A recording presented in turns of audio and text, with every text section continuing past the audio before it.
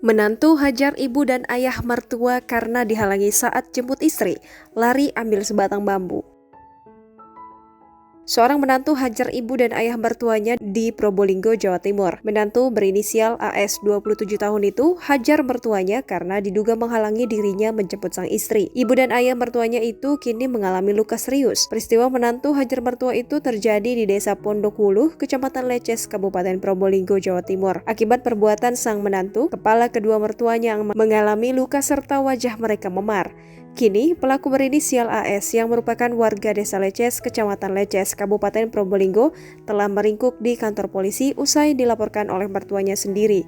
Kasat Reskrim Polres Probolinggo AKP Rizky Santoso menjelaskan, pemukulan itu terjadi di halaman rumah mertua di Desa Pondok Wuluh, Kecamatan Leces pada Minggu 4 Juli 2021 sore. Kedatangan AS ke rumah mertua untuk menjemput istrinya, S yang memang tinggal di sana. Ketika AS datang, S sedang berada di halaman depan rumah. Namun ibu mertua AS yang melihat menantunya akan membawa pulang anaknya justru menghalangi. Bahkan, ibu mertua menarik S agar tidak ikut dengan AS. Mendapat respon tersebut, AS emosi. Dari kejauhan, bapak mertua AS yang melihat tindakan pelaku lalu mendekat dan berusaha menolong ibu mertua pelaku. Melihat kedatangan bapak mertua, pelaku akhirnya juga memukulnya di bagian kepala sebanyak 2 kali. Akibat kejadian tersebut, ibu mertuanya pelaku mengalami luka memar pada pundak kiri, sedangkan bapak mertua mengalami luka pada kepala. Tak terima dengan perbuatan sang menantu, mertua pelaku akhirnya melapor ke polisi. Pada Senin 5 Juli 2021,